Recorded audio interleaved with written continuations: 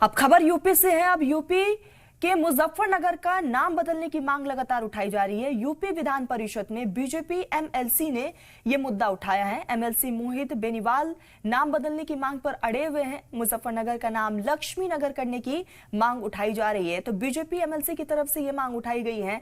आपको बता दें कि कई ऐसे जिले हैं जिसके नाम बदलने की मांगे बीजेपी विधायकों और एमएलसी की तरफ से उठाया जा रहा है। और इसी बीच जो है विधान परिषद में एमएलसी मोहित बेनीवाल ने इसका जिक्र किया और कहा कि मुजफ्फरनगर का नाम अब लक्ष्मी नगर कर देना चाहिए। हमारी परंपराओं के प्रति सम्मान हेतु हमारी भूमि नगरों के नाम भी सभ्यता और परंपरा के अनुरूप हो, और यह विचार भारतीय जनता पार्टी और माननीय योगी जी के नेतृत्व की सरकार ने किया है। और 2018 का इलाहाबाद से नाम बदल करके प्रयागराज करना उसका एक अनूठा उदाहरण है।